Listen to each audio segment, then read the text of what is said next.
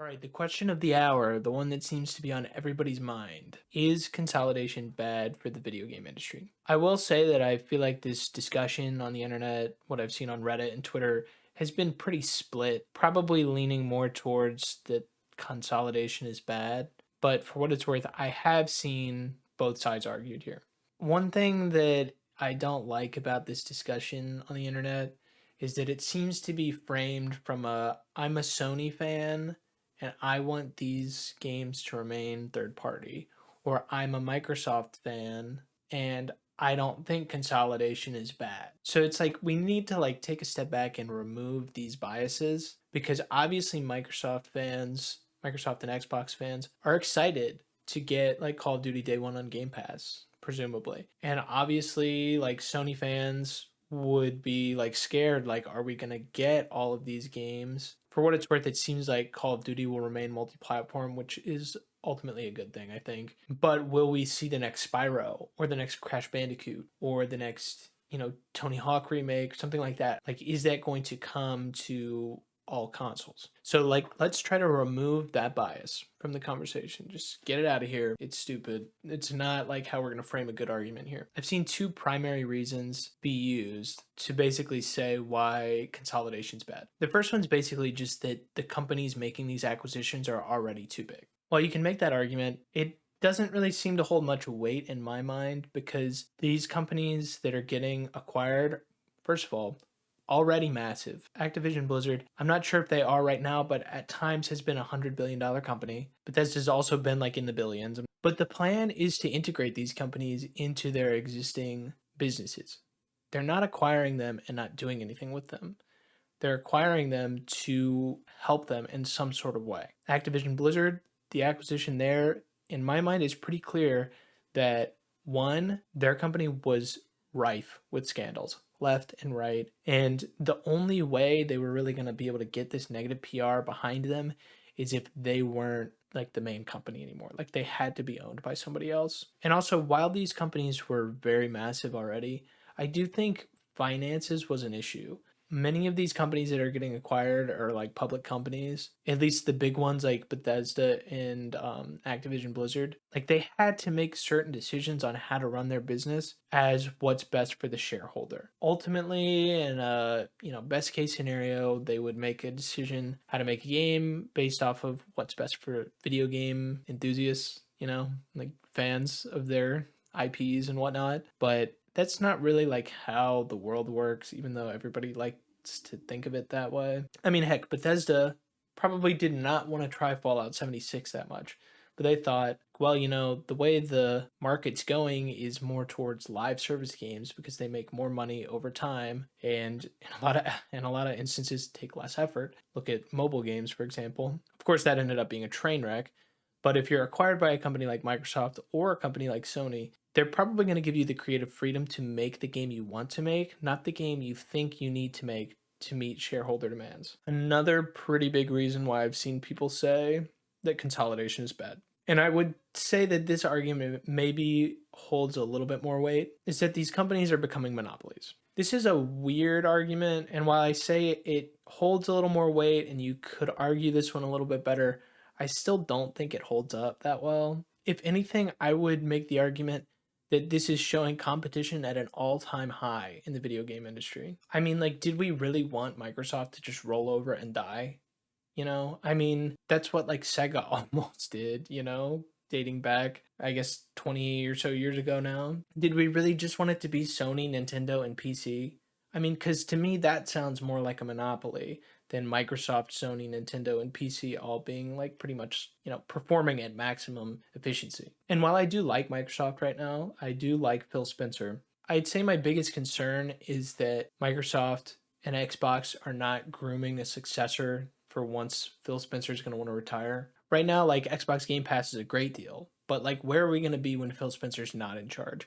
That's what I'm more worried about, but it doesn't seem like people are thinking long term like that. Most people are just worried about the here and now or the next couple of years of gaming. I'm more worried about like 15 years from now when like maybe we have another Don Matrick, that would be awful. I mean, they almost killed the Xbox brand with the one E3 event, basically. It's just weird to me that people are hating on Microsoft so much for these acquisitions, when to me it seems almost like they're the good guys. They're trying to keep the, Googles and Facebooks and Amazons away from these companies like Activision Blizzard and Bethesda. It's like they've already got enough problems. Like Activision Blizzard has enough problems. They don't need to be acquired by Facebook, or they don't need to be acquired by an Amazon. Like companies that don't care about games, or at least give that appearance or have an understanding. Microsoft does not have a great track record over the last 20 years. They've got a lot of highs and a lot of lows. Halo, of course, is like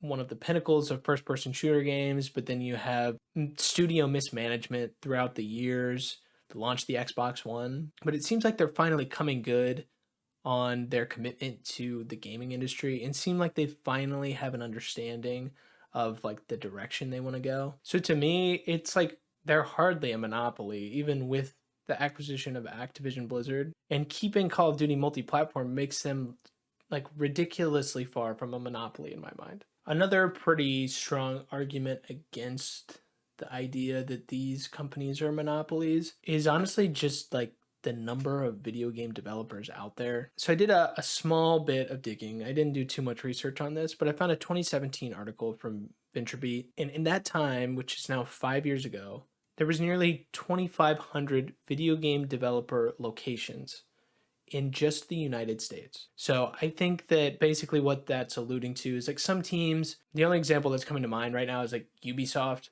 They'll have like a team in Montreal and then like another development team, and like I think they have one in like Texas or something like that. So it's like Ubisoft is the team, and then they have one location here and another location over here. It's like one team but two different locations. I think that's what the article is trying to say about like 2,500 video game developer locations just in the United States. So I mean, not all of these developers, not all these locations are going to be massive teams, but it's hard to like really try to say that like Sony or Microsoft or Nintendo is really a monopoly. Another thing that's been happening the last couple of years, you're seeing a lot of articles about X such and such developer has left and created their own team, basically. Like you see it a lot, like X BioWare developer creates new studio with X Call of Duty devs, blah, blah, blah, blah, blah. For like every acquisition, there's also like, it seems, multiple new studios being created. And I know people don't want to hear this, but a lot of these developers, when they're creating their new studio, I think that in their mind, they would not mind getting acquired. Ultimately, these developers want to create games and they want to have creative freedom. What they don't want to do is have to worry about finances all the time. For example, Tim Schafer at Double Fine, he's even gone on the record talking about this multiple times. Prior to being acquired by Microsoft, he'd have to worry about, doing a Kickstarter or somehow crowdfunding the game, and spend a lot of time on that and spend less time on, like writing for Psychonauts or something like that. But he said since, going to Microsoft, he doesn't have to do any of that whatsoever. So from my perspective, I think a lot of these developers are leaving, EA, they're leaving Activision, going to create their own studios because they think they can make a new IP that's good, and then they could maybe turn around, sell it to Microsoft, and then continue to work there and have creative freedom. Also, let's not forget that Activision Blizzard went to Microsoft and asked them to acquire them. It's not like Microsoft is beating down the door of Activision Blizzard and holding a gun to their head and making them sell their company to them. I really genuinely think a lot of these companies want to get acquired. I want to go through just some of the acquisitions made by Microsoft, some by Sony. There hasn't been many by Nintendo, so I don't really think that I'm going to even touch on that. But I want to just show both companies are acquiring a high number of studios, and a lot of these studios have multiple teams within them, both for Microsoft and Sony. They're just taking very different strategies. So for Microsoft, the notable acquisitions are Mojang in 2014, Compulsion Games and Exile Entertainment, Ninja Theory, Obsidian Entertainment, Undead Labs, and Playground Games in 2018, Double Fine in 2019, ZeniMax and Bethesda in 2021, and then Activision Blizzard, which still has to go through FTC approval. We would think that would probably be either late this year or next year is when it'll be official. Microsoft is definitely taking the approach of acquiring developers primarily with notable IPs. The biggest knock on Microsoft and Xbox has been they have no games. So it's kind of hard to say that anymore when they've got Minecraft, Call of Duty, Elder Scrolls, Fallout. They haven't exclusively bought, companies with high cost IPs. Of course, you can look at Obsidian, who they're like kind of creating their own IPs right now with Outer Worlds and Avowed,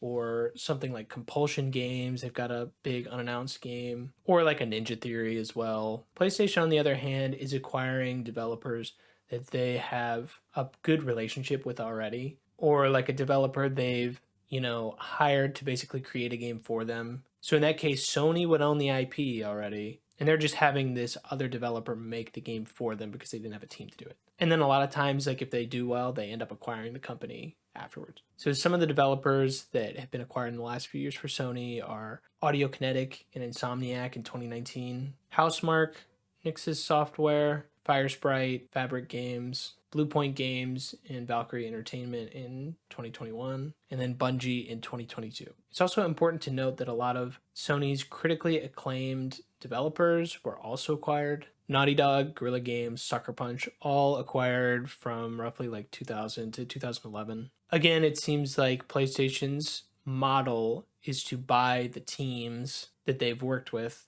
quite a bit in the past, but the ones that don't own the IP, which normally means that the price is quite a bit lower. And again, a lot of these developers they bought already made first-party games for them. I think Sony's strategy here is actually very smart because ultimately they don't have the cash on hand that Microsoft does. The more I talk about this, the more I'm just not seeing where all this consolidation is the worst thing in the world. I feel like gamers like to think of video games as just their hobby and not a business, not people's livelihoods. But it's hard to argue with the fact that some of these developers, especially the big publishers, were struggling in some regards, and that's why they were either asking to be acquired or open to the idea of it. I guess we'll ultimately see what happens. This could be okay short term and bad long term, or it could just be good long term. Hopefully, this doesn't end up with Microsoft solely focusing on Call of Duty for Activision, kind of like what Activision Blizzard have been doing the past few years. And hopefully, they'll be able to use IPs or free up their teams to create new IPs. There's already been talk about Call of Duty not being an annual franchise. I don't know how anybody would be upset with that. I feel like that's the biggest knock on so many games is that it's an annual franchise. If Call of Duty came out every, 2 years, since they have three studios to work on it, it would probably make those developers' lives a lot easier. It would free them up to actually include a lot of new ideas in the games or create new IPs. Like there's a lot of different ways that this could go. I see it on more of the glass half full side, I guess, rather than the glass half empty. But I guess ultimately we'll find out in the next few years. Again, I don't really see it being the worst thing in the world, but I could see how it could turn into a really bad thing. All right, I think I'm going to end the video there. I feel like I was able to articulate most of my points in the way I wanted to. I'd love to hear your thoughts in the comments below. So do you think consolidation's bad? Do you think my points are valid? Do you think I'm full of crap? Maybe I'm just not looking at it in the right lens? Let me know. All right, thanks for watching. Appreciate it as always. Don't forget to like and subscribe if you would like to. Peace out.